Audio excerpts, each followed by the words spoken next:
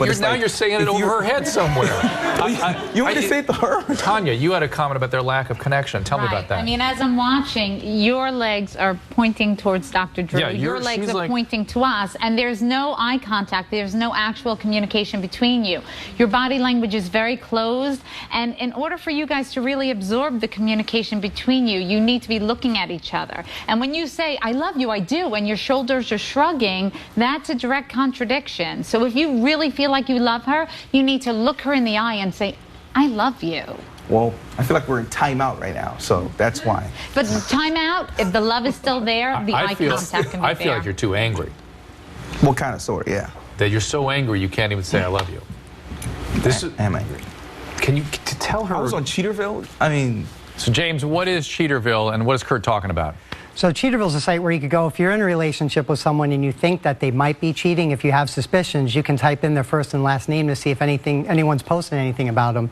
So he could be seeing someone on the side, and then he breaks things off with her because he wants to work things out in his marriage.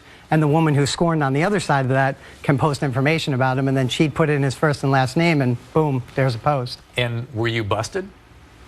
I wouldn't say busted, but people saw it. Friends were texting me going, yo, what's up? You know, what's going on with this? I mean, that's not cool. It's not cool that you were doing that? No, it's not cool that she posted that stuff on there. I did because I wanted to see if anybody gonna come forward and admit that he is, you know, involved with some of the girls. It seems to me, Kurt, though, it's got to start somewhere if this thing is going to repair. And somebody's got to put a step forward as opposed to pulling back. Okay, Violet, I really love you, and I want this to work. Do you buy that? But... Hang on, do you buy that? Seriously, honestly, I do. Okay. But the thing is, it's like, you make it very, very difficult for me. To her. You know, with what I do. It's just... Look, no excuses right now. She makes it hard. Yeah. She makes you feel bad. Yes. Makes you angry. Yes. Makes it hard to tell her that you love her. Yes, definitely. Okay. Tell her that you love her. I love you. Okay. So, I love you too. Whoa. But... Wait, hold on. I need you to change. Hey, See? hey, you. Hold on a second. It's like a military general. Seriously. Do you want this thing to work or not?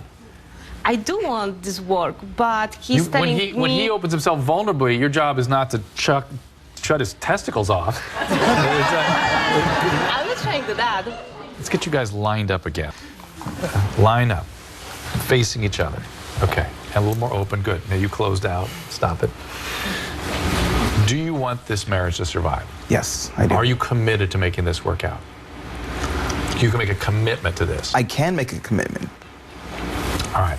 We're going to get to more of this when we come back.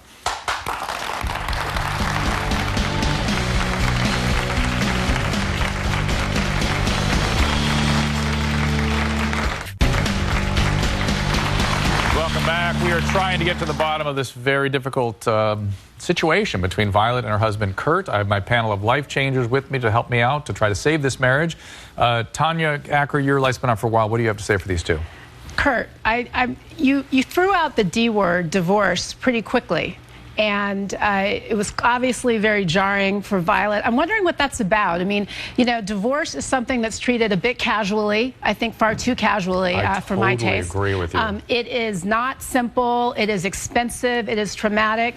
And I'm wondering, so where does that come from? Were you contemplating that because she's upset about what I think are some pretty inappropriate emails? Are you still upset about the alleged Mel Gibson incident? Where did that come from? It seems like the divorce was a very threatening thing to say. Well, I didn't just like bring that up. I mean, I've been thinking about this for like, you know, months now. It's not like I just said, you know, okay, I want a divorce. It's like months of this whole entire thing just going on and on and on and on with her question, accusations and all that kind of stuff is just... Is it still resentments over the Mel Gibson thing? Well, it had nothing to do with that. I mean, I was there for her for that. And I'm hearing an attorney tell you that those emails, those texts are going to come back to haunt you in a divorce. I think that's what she's telegraphing here. Okay. Well, I mean... They can have an investigator. They can look through my stuff. I've got nothing to hide. All right, here's the deal. Nothing. I got nothing to hide. Okay, let's start with that. Please face each other and let's try to make some sort of connection here. In order to work with you guys, two things are necessary. We got to have some kind of truth. There's got to be honesty. Got to be a willingness to be honest. There's got to be a sufficient sense of safety, that you feel safe enough to be open and receptive and be honest. You don't seem like you feel very safe at all. So he's been opening and softening a little bit. Can I get something from you where you're willing to be vulnerable in this relationship today, right now? When he says things like, I love you, you can receive that. Or is this just over with? Are we just done? It's just... No, I can receive. I don't want to be over with our marriage. Okay. You got to stop some of this anger. You have got to put it somewhere else. You have to. You got to do something with it. But to constantly need to be right and to continually emasculate him is not going to get you anywhere. Do you see that? Yes. Okay. You need to stop pulling in your turtle shell. You're like a tortoise who's like gone inside a shell and try not to get hit from the barrage, which only makes her angrier. She's asking you to be present in this relationship. That's what I've been working on. You've been kind of doing that today. Are you willing to really step in with both feet, though, and do that? Yes, I am. Okay. Once again, what do you need from her in order to move forward? Honestly. Honestly? Are there things that we have to clear the air about here? Are there things of truth and distortions and resentments we need to like lay on the table today? I need you just to trust me and just a little bit of understanding of what I do. Okay. And simple. I can give you that. Thank you. How are we going to do that? I don't know. Okay. How are we going to? No, reasonable. Because I feel like you're gonna go up like a Roman candle at the first little hint of anything, right? Does there need to be more structure in his day? Does there need to be an agreement on how many hours he works, what hours he doesn't take phone calls? Did he just make clear to his clients? Seems to me he needs help setting boundaries with his clients. I think so. I agree. That He needs would really help help. with that. Doesn't mean he's cheating. He needs help with that. So you need to agree to set certain boundaries. Like, I'm going to only take phone calls, ladies and gentlemen, whoever my clients are. I'm sorry, but after 9 o'clock, I'm with my wife. I don't take any phone calls. I can do that. How's that sound? 9 o'clock, okay? Yeah, I don't know about I can 9. even until 10. Okay, 10 o'clock. I can work with that. Okay. Did you fall in love with that tender part of him? You see that tender piece? There's a little Yes. tender part of him, right? Yes, it is. Yeah. Finally, something like I feel like the Ice Queen melted in front of my eyes here a little bit. Do you understand what part she fell in love with in you? Yes. You don't like showing that part of yourself. But you have to take care of that tender part in him that you love. You have to take care of that. You get it? Yes. Can you speak to that part of him? I really love getting like even a little attention from you, getting the text messages like you did before.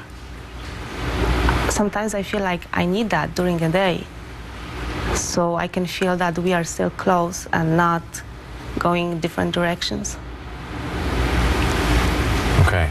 Are you aware how cold you become sometimes? Yes. Okay. You got to check that. Is there something you want to do or say to her? Would you like to physically contact her?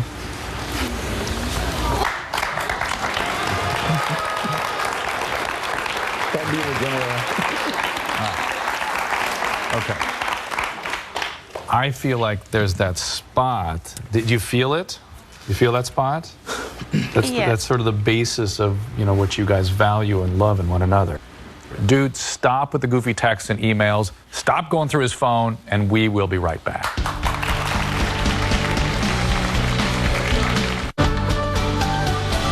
Hi, I'm body language expert Tanya Ryman, and here are my top takeaways for detecting whether or not someone is lying.